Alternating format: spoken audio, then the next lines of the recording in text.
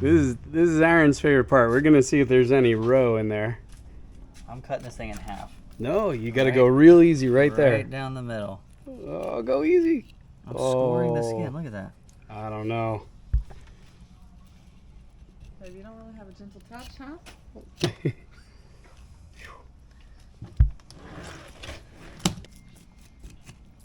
I haven't filleted a mahi in so long. I'm probably gonna butcher this thing. At least it'll be documented on camera. Yeah, no, that's the good part.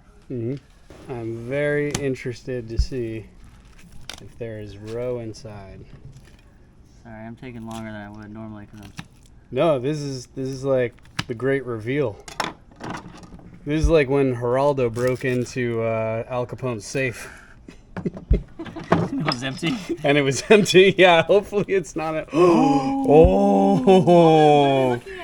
Okay, we got good roe in there. Hold on, talk to me. What does this mean? This is the fish eggs. Oh. That is fish eggs, so it's the roe sack, but you can cure this and make what the Italians call Bottarga, and you grate it. Hey, you grate it into That big pink pasta. Yep, and it's very hard to get out without puncturing the roe sack. But You have never met Johnny Steady I know we got we got Dr. Scalpel on it over here. So what, that's like the mahi's uterus? No, Okay, I'm confused. it's like caviar. Oh, okay, okay. Yeah, so when they're ready to breed, they would release all those eggs. So those are all tiny eggs in there. I've never seen this. Okay, this is cool. But yeah, that is very exciting. We're gonna cure this, and we're gonna make Hold on. we're gonna make pasta. Ooh. There's not much I won't do for pasta. Amazing. Don't jump the gun there. Nah, you got it. You Did got I it. stick a gaff through it? That's all right. As long as it's mostly intact. I think the gaff did go through it. Oh, because you went through the belly. It's all right. I can't tell. No, that's just a blood clot. Come here. Come here. This is the great reveal. This is the great reveal. When I gaffed that fish, I knew. I was like, Will's really going to want the roe in here. Oh, that is the most perfect piece of roe. Pizza roe. Pizza roe. Wow. Oh. There she All is. right. You guys are in for a treat. Wow. There we go. Careful, careful. Careful. All right, so when the channel first started, one of the first things I ever did, I think it was my second episode, we actually went and collected roe from Aaron. He came off a charter, and we made Bottarga. So the first thing I got to do is get this into a salt cure. So I'm going to do that right now. We're going to pack it in salt. So this is a 3 to 4 to 5 day process. We need the sun. So Bottarga is salt and sun dried. So you salt it overnight, rinse it, and then every day you put it out in the sun, dry it out, and then you can grate it over pasta, over sashimi, over anything. We made a Caesar salad with it on that second episode. You could go way back and look at that. It might be painful to watch if I go back to that, but I am very excited about this, and I'll bring you through the whole process. Okay, so layer of salt on the bottom, and we put our roe in. Now a lot of people will go through with a needle and push out all the little blood veins in there. We're not that fancy. And then salt on top. And then tomorrow morning, we'll take this out and give it a rinse. We let our roe cure overnight in just that sea salt there. So now we're gonna give a rinse and then just put it in the sun. And every couple of days, I'll give it a flip so that it dries evenly. But that's it.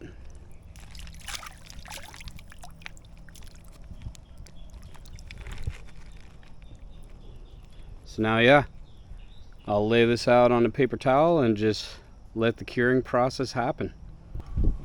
So this is it. It'll just sit in the sun, and like I said, a couple hours, I'll give it a flip to make sure that it gets cured on the other side as well.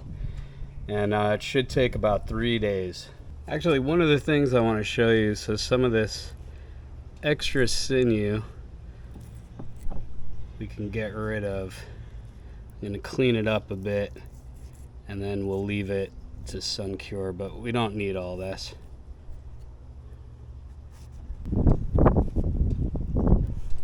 So if you've ever had Bottarga, it's usually made from mullet roe. That's how I originally had it, and I didn't even realize that you could do it with so many other fish roe. And I've done it with mahi before on the channel, and it comes out amazing.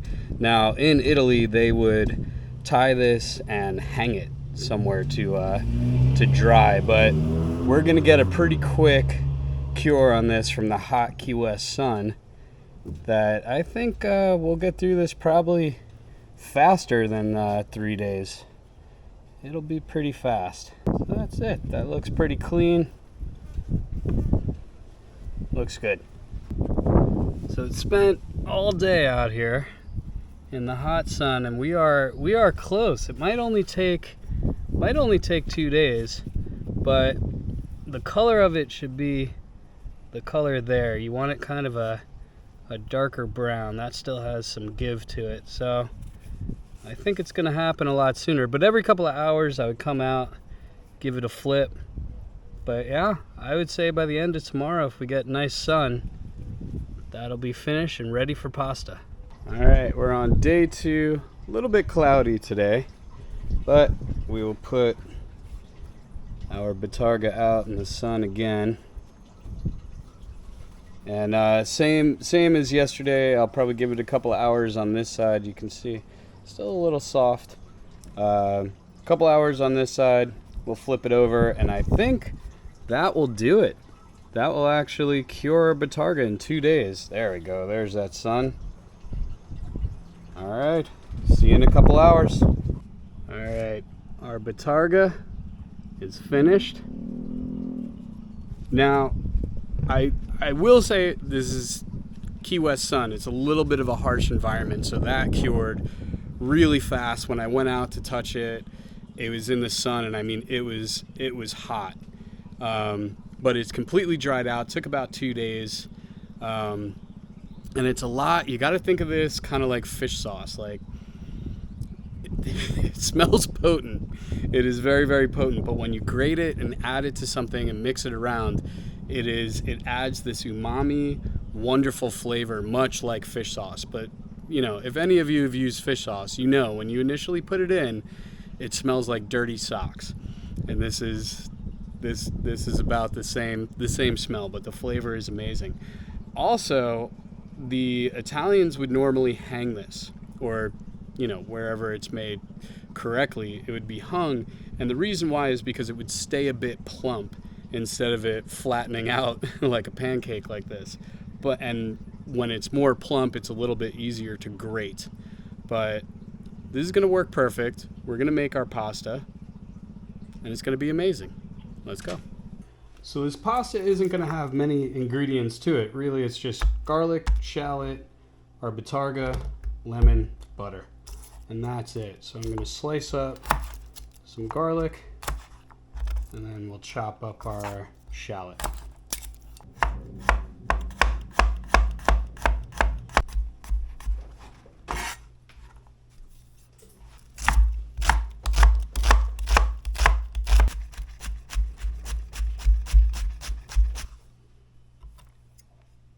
So this is interesting as well, as you cut it open. So those are all the little eggs in there.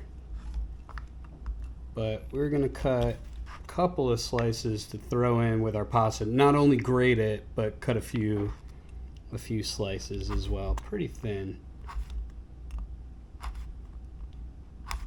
But that is what I'm looking for right there. So this pasta, as we cook it, this is gonna add that seafood umami kind of element to it, and what it's going to end up tasting a lot like is linguine with clam sauce, and something along the lines of that. And that's what I mean by that. If you were to eat just that, it's a little bit off-putting, but once it's mixed in with other things, it lends itself to a really beautiful flavor. Add some sea salt to our water and our pasta. While my pasta is boiling, I'm going to build our Bottarga sauce. So a little bit of olive oil, our garlic,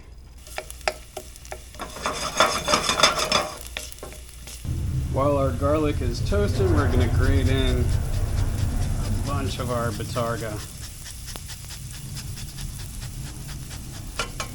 Our Bottarga pieces,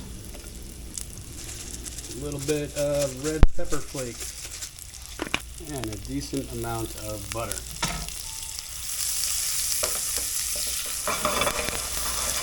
Deglaze with a little bit of white wine. Add just a touch of our pasta water.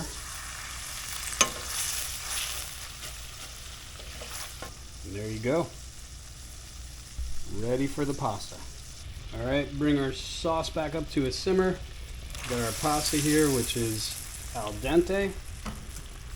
Now we throw in our shallot.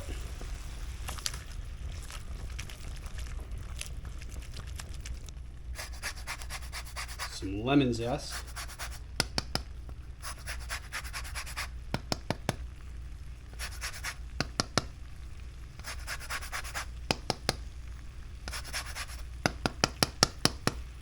And a squeeze of lemon juice. And now from the starch of the pasta and the pasta water, that sauce is thickened up and it's just coating the pasta. You could add parsley to this. I'm gonna leave it as is though, because really it doesn't need anything else. That parsley, sure, it would add a bit of color, make it a bit more pretty, but we don't need pretty for it to taste good. Just a bit of black pepper, and we're done.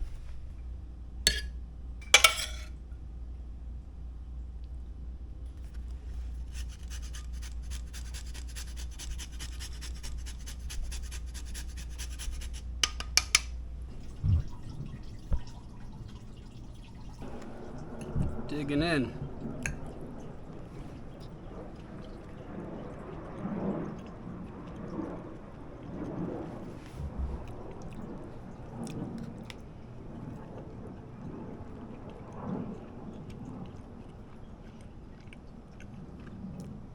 If you've had linguine and clam sauce, that is the flavor here. And if you notice, I didn't add salt to anything while I was making the sauce.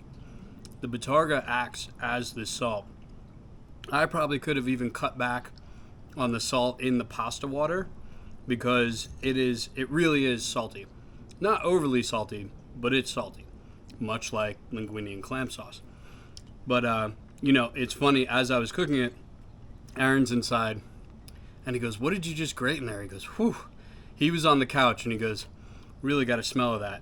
And then I gave him some of the pasta and he was like, "That's not nearly as powerful as it smelled." So that's what I mean by fish sauce, to where in this, it's a rich, salty flavor to where if you fed it to someone, they wouldn't say, "Oh, this is fishy," because it's really not fishy at all. It's more like seawater, or kind of like, this might be off-putting to some people because they don't like the texture, but a lot like an oyster, to where it's not fishy. It just tastes as if it's from the ocean.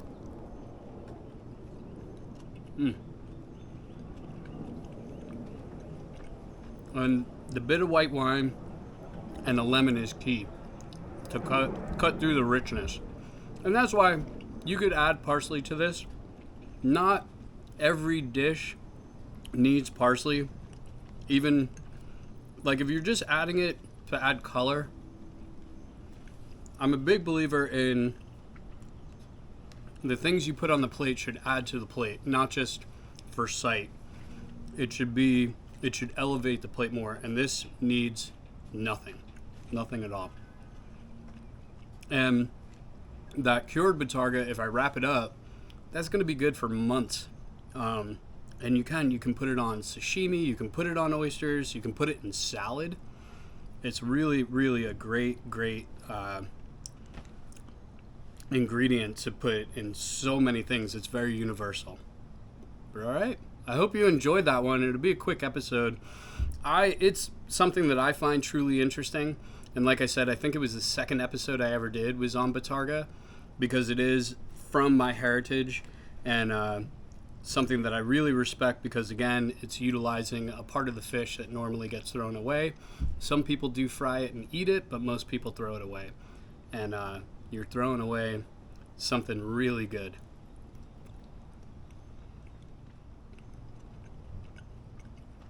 All right. I'm going to enjoy my lunch. I'll see you guys on the next one.